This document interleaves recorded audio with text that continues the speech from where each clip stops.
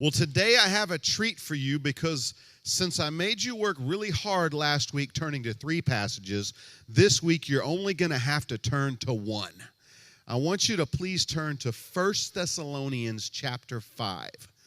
1 Thessalonians chapter 5. Today I'm going to be reading from the New International Version. We are in part 2 of a series called Building Relationship. How many people know that relationship is an extremely important part of who we are? We need relationships to be healthy and to have fulfillment in life. We talked last week about how one of the first statements that we have the Lord on record as having said after He created the world and everything in it is, it's not good for man to be alone. The reason for that is because we were created in God's image, and God is a God of relationship. He's a God who seeks relationship and who loves relationship and who longs for it. But the problem is, as some of you may have noticed, being in a relationship is sometimes hard. Right? Being in a relationship is sometimes hard work. Now listen, men, when I say this next statement, don't say amen. And women, don't nudge your husbands. But sometimes, even if you really, really love a person, you don't like them. Sometimes that's just the way it is, and that's why it's important for us to have strong relationships in our lives.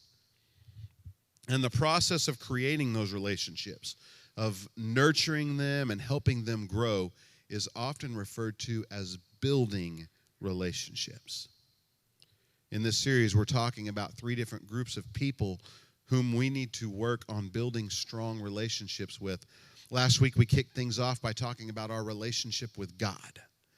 If you missed that, I want to encourage you to go watch it on YouTube, and you can get there by going to YouTube and searching CenterPoint NWA.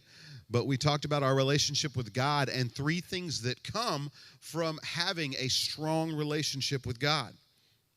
Well, today we're moving on and we're talking about building relationship with the church.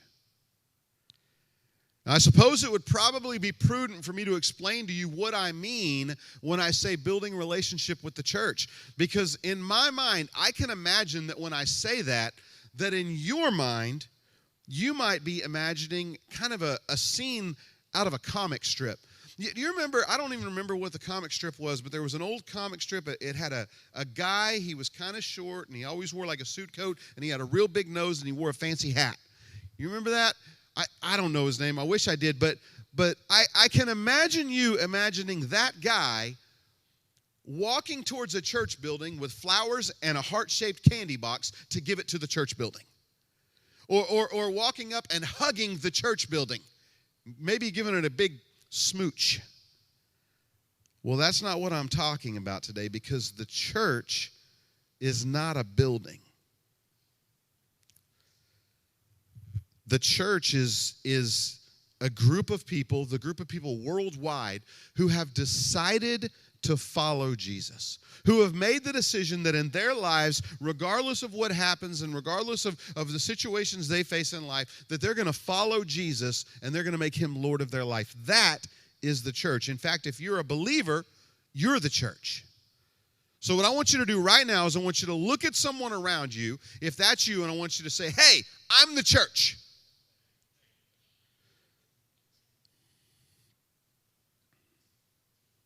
And today, I want you to keep that in mind as we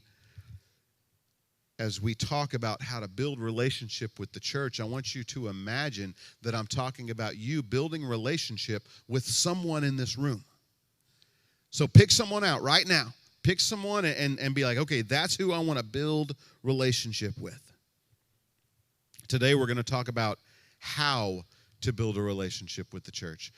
And to find out how, we're actually going to turn to the Word of God, to a letter that was written by Paul to the church. Specifically, this letter was written to the church at Thessalonica.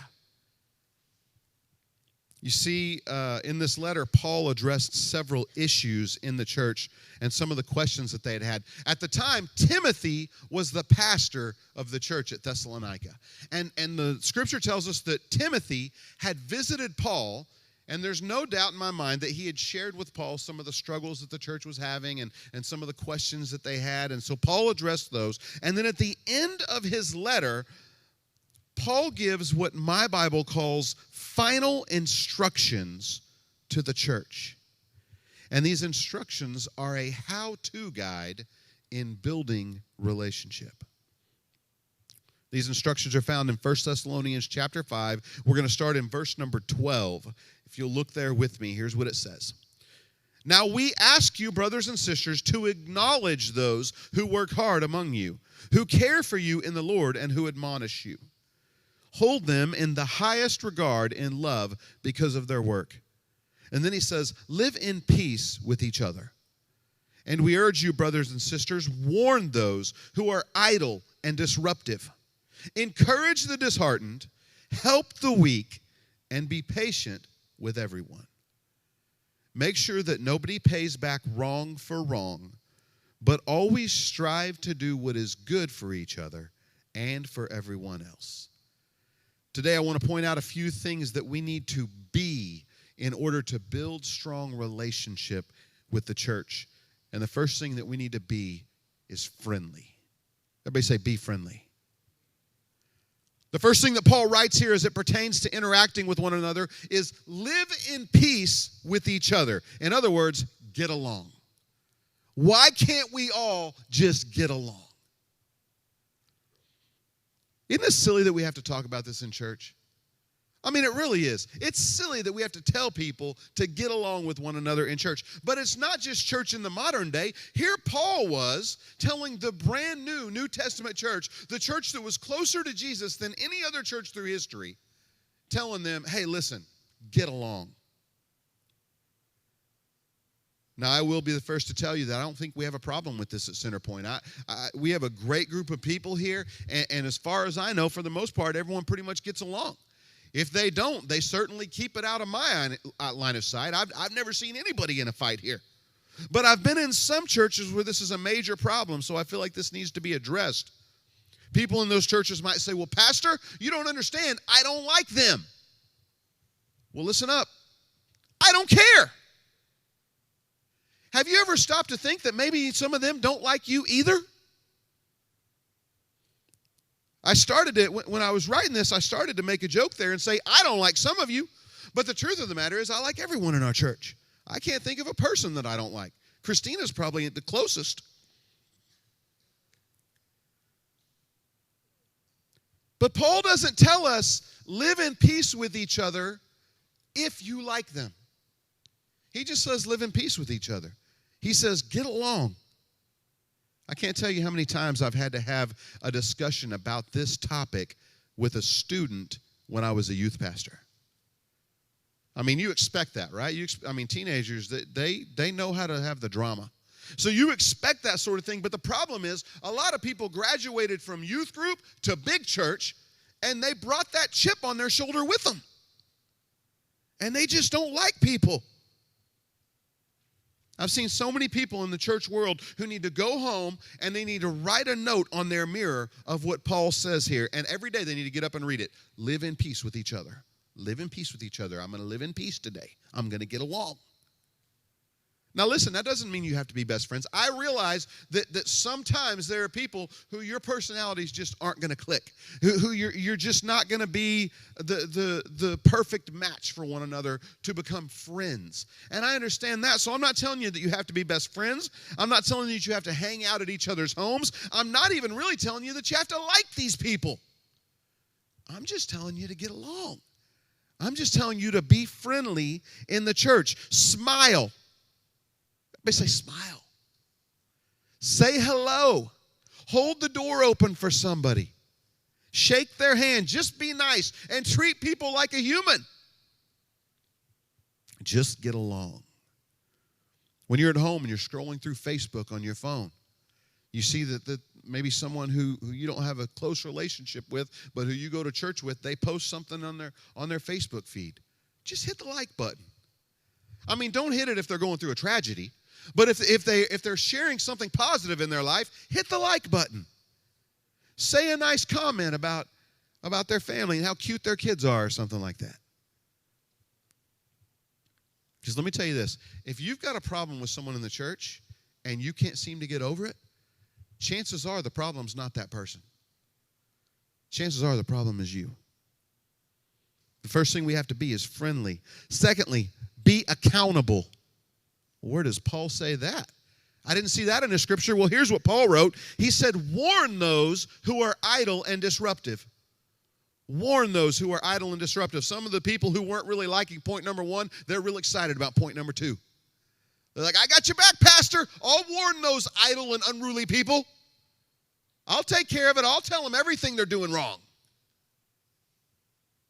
Listen, you may not believe me, but I've met these people. These are the people who back when we had coffee and donuts before COVID hit, man, if you took more donuts than they felt like you should, they were going to let you know about it. They were going to hold you accountable. These are the people who take carefrontation to a whole new level.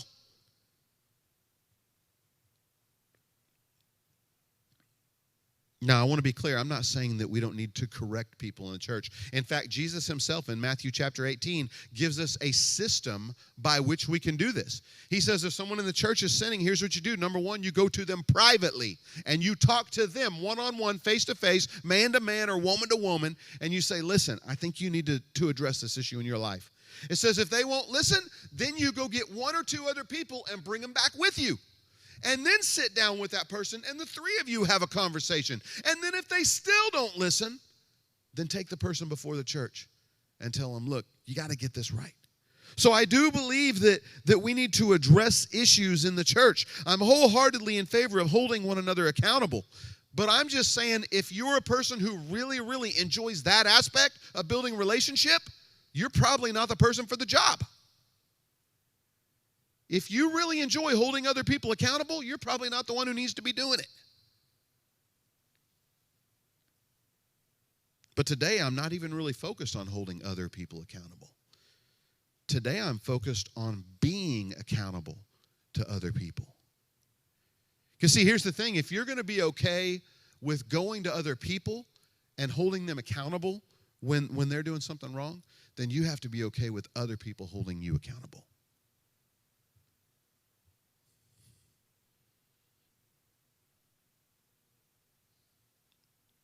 This means we can't get angry when someone calls us out for not pulling our share or for causing a problem, as long as they do it in love and in the appropriate time and place.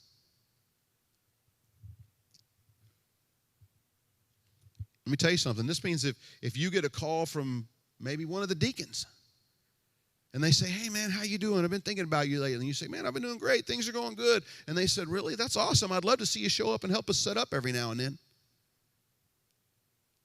You don't need to get mad.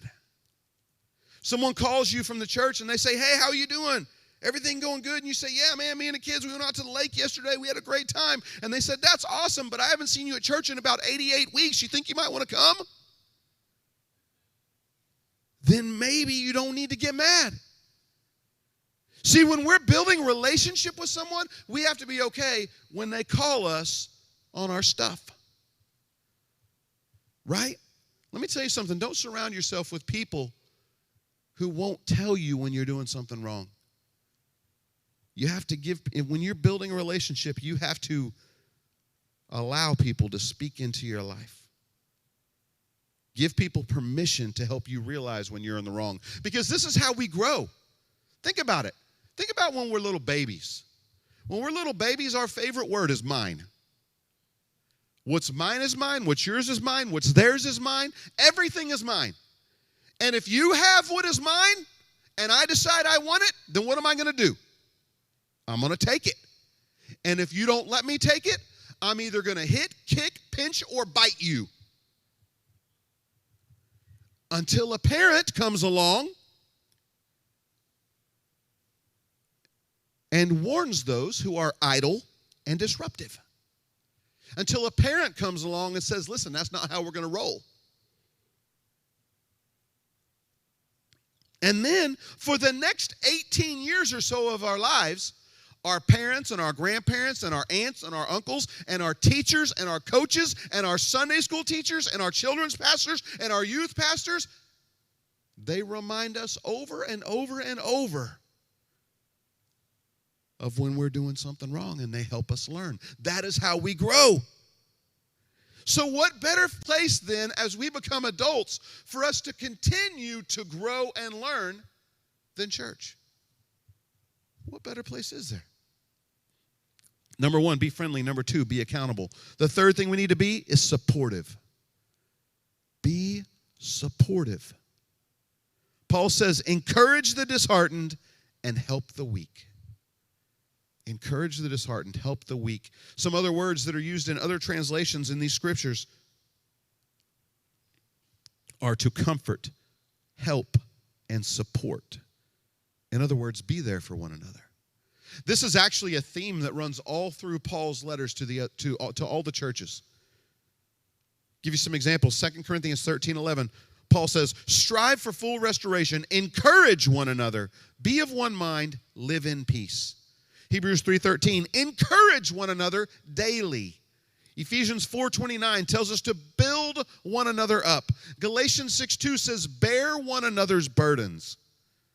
And even the very chapter that we're looking at here, 1 Thessalonians chapter 5, if you back up to verse 11, we started in verse 12, but in verse 11, here's what he says.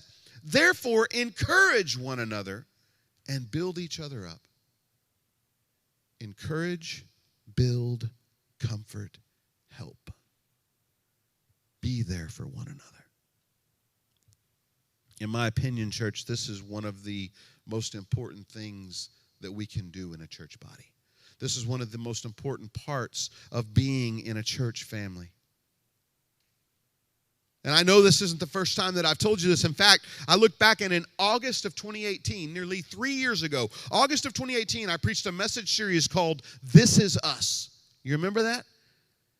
It was called This Is Us, and in that series, I preached a message on fellowship, which is essentially what we're talking about today. Church fellowship, building relationships, strengthening one another, helping one another. And in that message, I made a statement that ended up being in an advertisement video that we used on Facebook to get the message out about our church. And here's what I said. Life is hard. You see, life comes with so many struggles, so many trials, that it's nearly impossible to go through them all alone. God knew that we needed help. And that has never been more true than it is today. It's every bit as true as the moment that I said it. Life is hard. It's difficult to go through. We face so many trials and so many situations in our life, and God knew that we were going to need help, so He gave us the church. He gave us a body of believers to help us and to encourage us and to comfort us and to strengthen us. I think we do a pretty good job of this at CenterPoint. I love when I look on Facebook and I'll see one of our church members who's sharing a struggle that they're going through. They'll share and they'll ask for prayer, or sometimes they don't even ask for prayer. They'll just say, "Y'all help me. I need y'all to think about me today. Say some kind words today." And almost immediately, I'll look in the comments and I'll see comment after comment after comment of people in our church family encouraging that person, strengthening them, helping them, volunteering to help in any way that they can physically, and praying for them. I love it. But what I hate is this. For every person who I see post on Facebook something like that, and I see experience the amazing, abundant love that this church knows how to give, for every one of those people, I see another person who's part of our church and feels like they're going through life alone. Because maybe they're not the outgoing person. They're not the one who gets out there and introduces themselves. They're not the one who comes out to the park when we have dinner in the park. They're not the one who puts themselves out there, so they feel like they're living life alone when they see all around them this awesome community that they should be a part of. What I'm encouraging you to do today is to spread the love, to expand your reach. I want to challenge you to do something. For the next few Sundays that we have service, I want you to show up like 15 minutes early.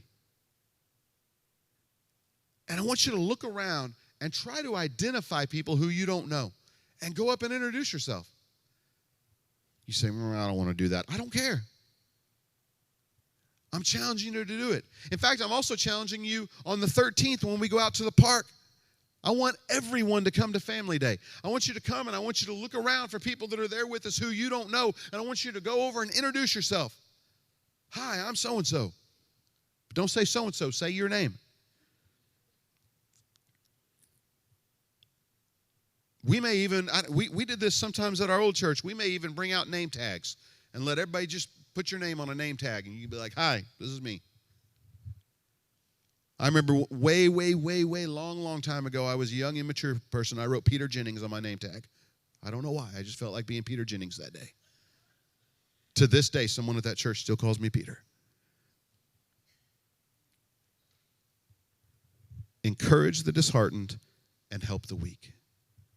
Be supportive. So we need to be friendly. We need to be accountable. We need to be supportive. And finally, as Christina comes, we need to be tender. What does that even mean? Well, it means be gentle. It means be gracious. It means be kind. It means be loving. Well, Pastor, why didn't you use one of those words? Because then my points wouldn't have spelled the word fast. See, I want this to be easy for you to remember. I want you to be able to commit this to memory. F-A-S-T, friendly, accountable, supportive, tender. Am I being those things? Am I being a fast friend in the church?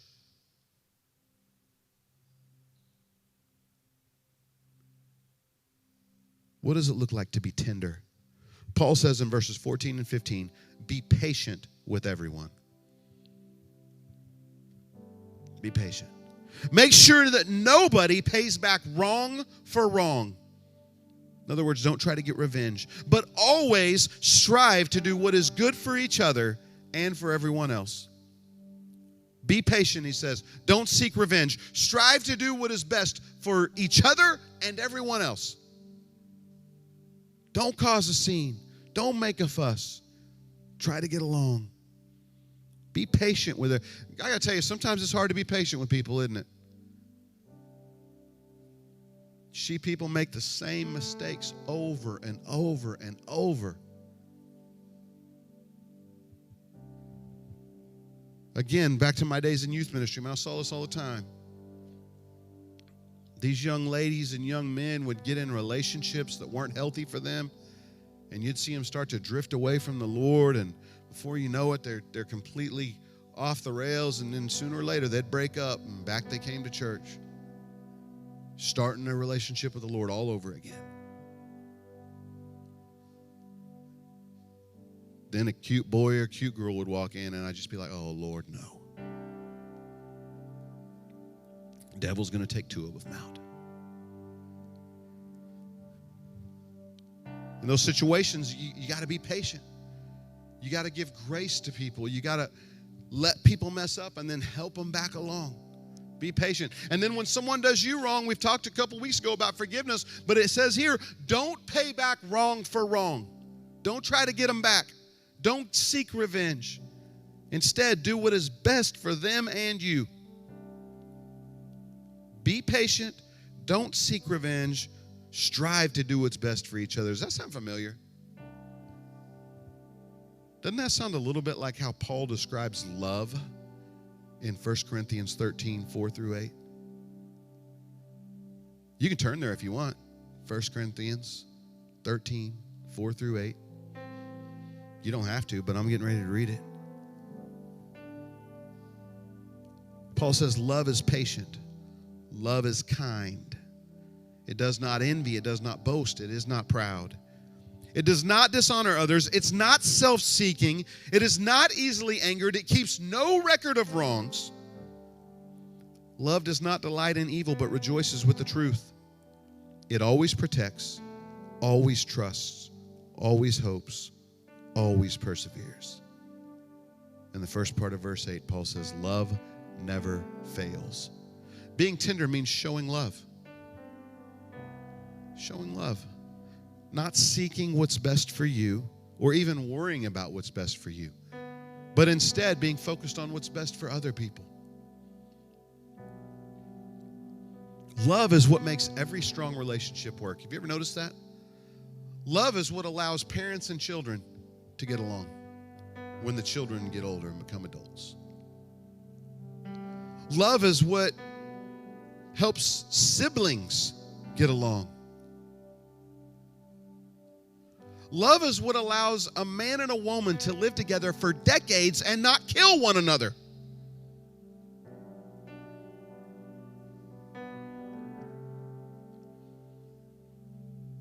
Love is the main key to building any strong relationship, whether it's with family, with friends, or with the church.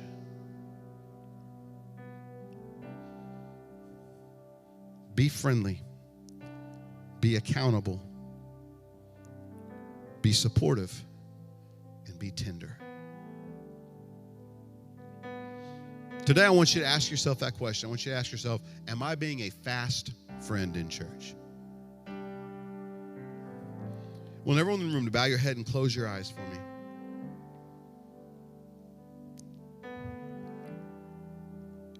This is a good word today for a few reasons. Like this one wasn't so hard for me to preach. The one about forgiving other people, man, that was a tough one because I knew that I was going to be stepping on people's toes. But this one, our church does a really good job in most of these areas. You just need to step it up a little bit. Just expand your reach. Move that relationship from 2 or 3 people to 40 or 50.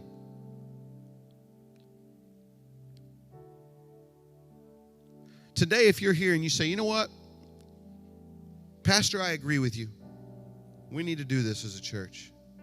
We need to build strong relationships. You say, you know what, I need the Lord to help me do that. I don't know which area maybe you need to focus on. Maybe you're like, man, I'm not a friendly person. I really just don't like people that much. And I need to learn to be more friendly. Or maybe you're like, you know what, I am one of those people that when someone holds me accountable, I get angry. I need the Lord to help me to accept accountability. I need to be more supportive. I need to be more patient or kind. I need to be more tender. If that's you, any one of those things, you say, Pastor, I want to pray today that the Lord will help me. I want you to lift your hand up right where you're at. Who else? Hands all over the room.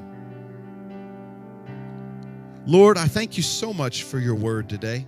God, I thank you for the example that Paul gives us all throughout the word of how to interact with other believers.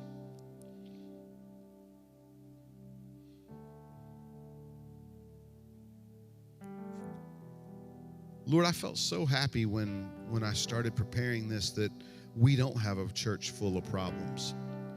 That I'm not having to get up and preach this word to a bunch of people who are spiteful and angry and discontent like I've seen in churches before, Lord. But I feel like there are always areas where we can grow. So, Lord, I pray that you will help us. You see those who have lifted their hands, who have said that they want to do better.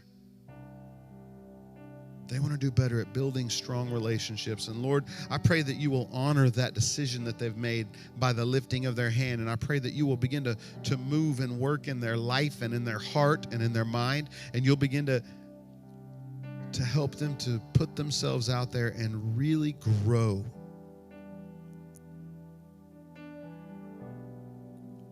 Lord, I want to see the relationships in our church explode. I want them to be strong, God. I want them to be fierce.